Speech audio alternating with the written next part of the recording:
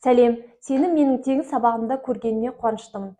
Мен Айтенова Асия, Астана медицина университеті аяқтағанмын. Гинекологияда жүргеніме 7 жыл болды, 3 баланың анасымын.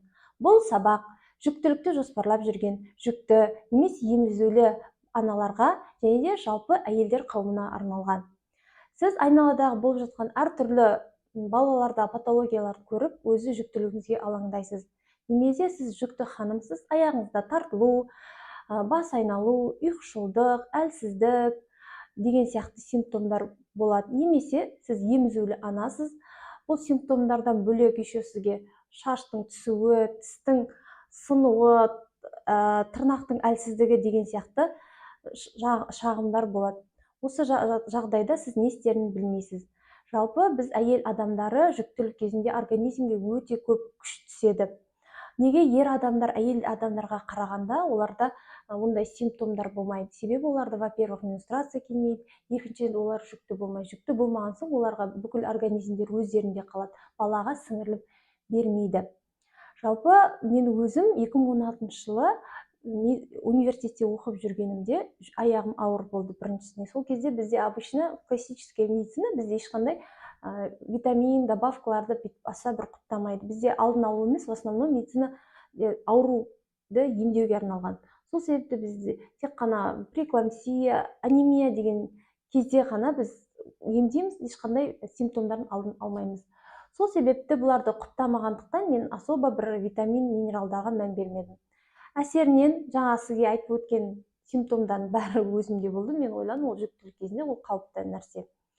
Сөйтіп, одан менен дефициттен туылған ана бала, оларда әрине одан сайын терең дефицит болады. Менде жеңіл анемия болса, ода орташа анемия болады. Менде D3 жетіспейтін болса, ода ең қатты D3 жетіспеушілік болады. Балада сонымен қатар аллергиялық реакция, запоры, анемия, тағы не? Часто инфекциялық аурулармен ауыру деген сияқты сезімдер жиі мазалайтын.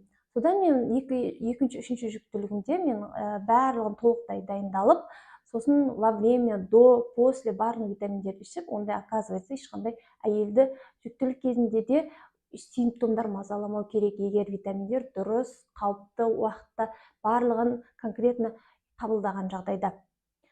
Мысалы айта кететін болсақ, жүктілік кезінде барлық білесіздер, нутрициологтарды, вообще врачтар жүктілерге мүлдем жақындауға қорқады. Себебі өз жүктілікпен связаны әйелдер, жүкті ханымдар, олар ешқандай бір экспериментті өтпегендіктен кез келген дәрілік препараттарды беруге қорқады. Содан да әйелдер особо витаминдерге мән бермейтін де сондықтан.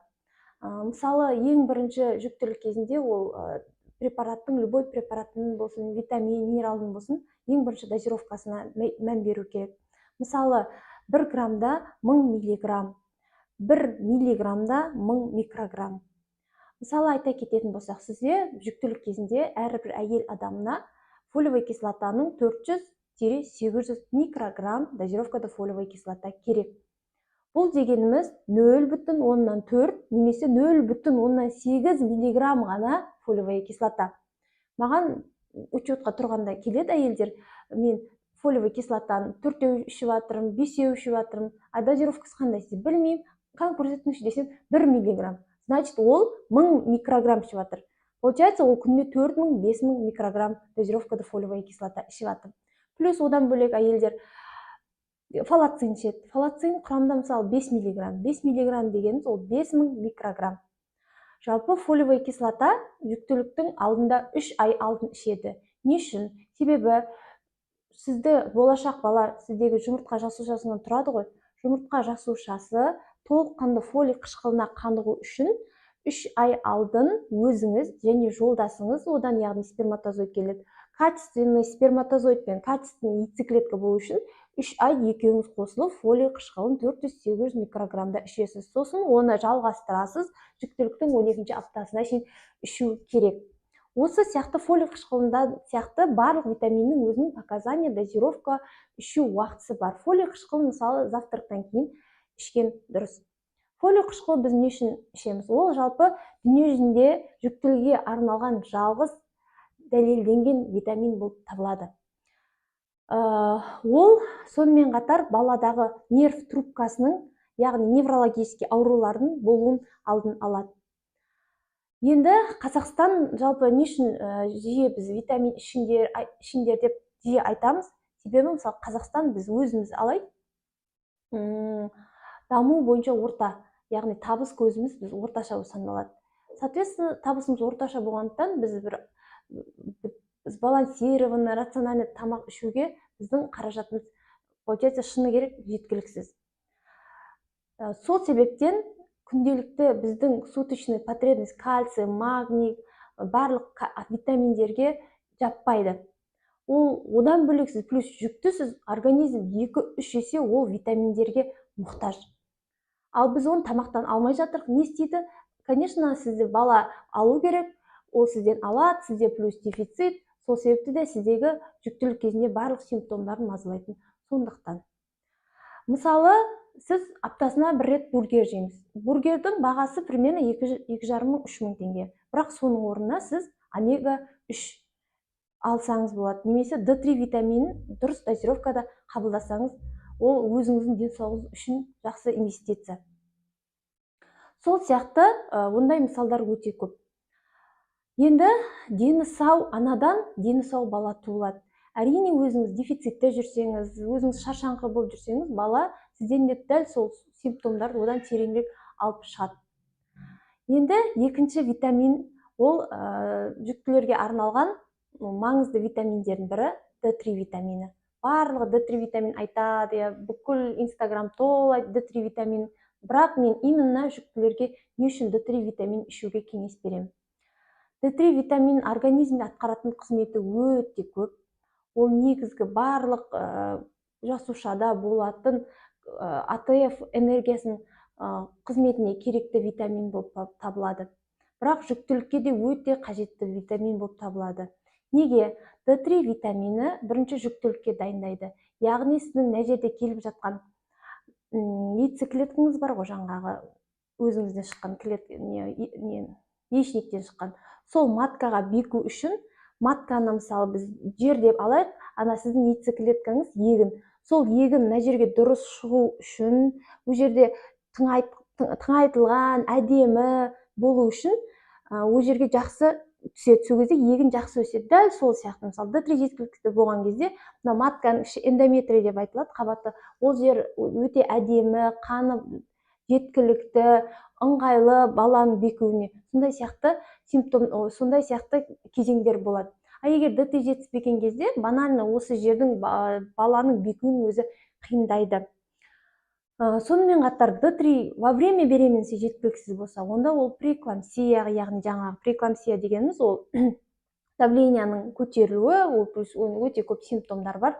Бірақ соның негізгісі осы жердегі жаңағы яйцеклетка мен матканың дұрыс бекімегендіктен, мысалы мына жерде D3 жетіспеді сізде, содан кейін дұрыс бекімегендіктен осы жерде қан тамырлар повреждать етеді, и соответственно ол кейінгі уақыттарда давлениенің көтеруіне преэклампсия деген осложнение алып келуі мүмкін. Сонымен қатар осы питание осы жерде дұрыс болмағандықтан, неғып дұрыс болмайды? Себебі бүкіл витаминді заттар маткадан балаға барады. Содан задержка болуы мүмкін баланың ішінде, немесе анемия, кислород өте көп деген осложнение болуы мүмкін. Сол себепті D3 витаминде топ витамин 3-тің біреуіне кіреді. Жалпы D3 витамин айтамыз, бірақ действительно қандай дозировкада, қандай түрін ішкен дұрыс. D3 витаминін егер сізде қаныңызда жүктілік алдында D3 витамині 30 бен 60 болатын жағдайда, ол самый оптимальный. Самый оптимальный болған жағдайда сіз D3 витамин тек осы көлемде поддерживать ету үшін 800–1200 единица, максимум 2000 единица ішесіз. Бірақ бізде айтам 90% егер сіз D3 ішпесеңіз дефицит. Қандай дефицит? Ауыр дефицит. Ауыр дефицит дегеніміз 20-дан төмен. 20-дан төмен D3 витаминің болатын болса, онда сізге 4000 единицадан 8 апта ішесіз. Егер сәл төмендеу 20 мен 29-ның арасы болатын болса, онда 4000 единицадан 4 апта ішетін боласыз. Ал жаңағы самый оптимальный 30-60 болған кезде, онда тек қана поддерживать етесіз. жаңа сізде дефицит болса, сіз бірінші оны көтеріп аласыз, потом 2 ай сол дозировкада көтеріп тұрсыз. Желательно вообще қазір нутрициологтар айтады, полностью жыл 12 ай D3 витамин ішкен дұрыс деп. Мен практикамда мыңдаған пациенттермен жұмыс істеп, күнделікті жүкті ханымдармен жұмыс істеген соң, минералдар мен витаминдер әйел организмі үшін өте керек зат екенін түсініп отырмын. Неше түрлі кейстер бар. Мысалы, бірінші кейс жүкті ханым, біріншісі замершая беременностьпен аяқталды, екіншісі әйелде баланың даму ақаулықтарына байланысты 12 аптасында үзіліс болды, үшіншісін әрине біз жоспарладық. Жоспарлағанда оған қажетті гинекологиялық процедуралар жүргіздік, во-первых, во-вторых, минералдар мен витаминдерді қосып бердік. Сәйкесінше үшінші жүктілігі Аллаға шүкір жақсы аяқталды. Сонымен қатар екінші пациент ол 28 жаста, біріншісі выкидышпен аяқталды, екіншісі балада ауыр даму ақаулығы болған соң, үлкен срокта туылған соң шетінеп кетті. Үшіншісіне әрине біз тоже гинекологиялық шараларды қолдандық, одан кейін минералдар мен витаминдерді бердік. Сондан бала аман есен шүкір туылды. Осы сияқты кейстер өте көп. Ол ауыр жағдайда болса, жеңіл жағдайларда анемиялардың емі, әртүрлі балалардағы жүрек, мидың даму ақаулықтары, мысалы ГЭФ, әртүрлі бар ғой, УЗИда дұрыс көрсетпеген. Сол кезде мысалы міндетті түрде мен мысалы баланың миының дұрыс қалыптасу үшін жүрегінде УЗИда мысалы екінші скринингте көп өзгерістер айтады ғой.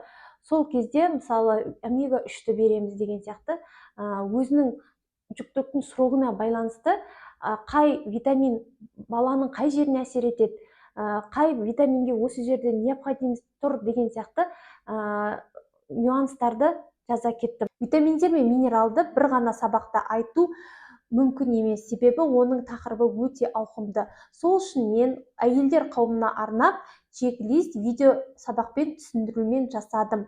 Чек-листта мен не айтамын? Біріншісі, именно жүктілерге арналған безопасная дозировка.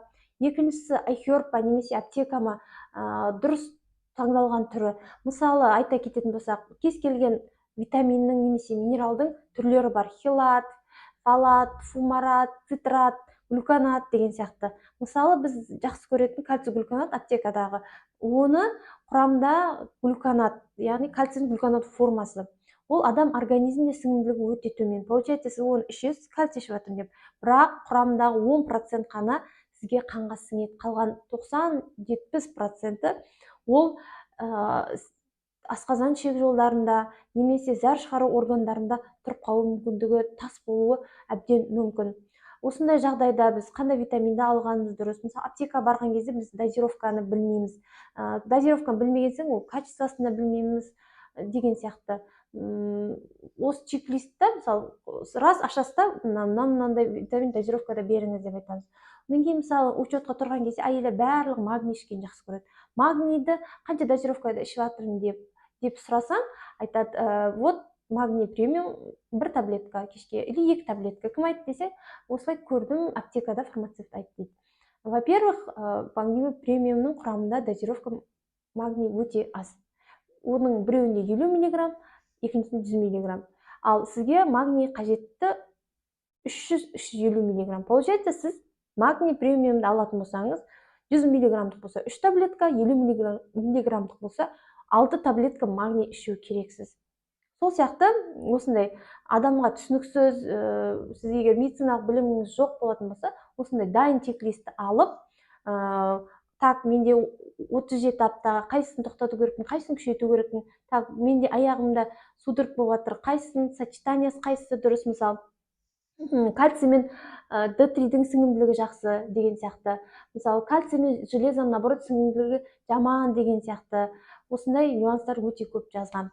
Ол чек-листта сонымен қатар тек қана витамин мен минералдармен қосса, дұрыс тамақтану туралы тақырып бар.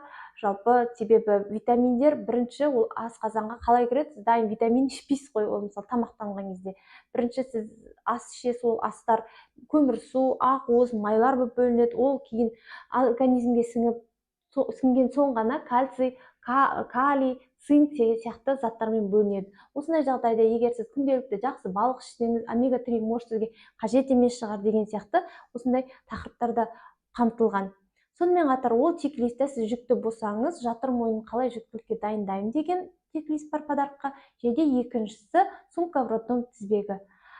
Осылардың барлығы сізге бонусқа беріледі. Жалпы менің ақпаратым қызықты болса, маған лайк басуды ұмытпаңыздар. Парақшамда өте көп ақпараттар жазылған. Барлықтарыңызға рахмет, сау болыңыздар.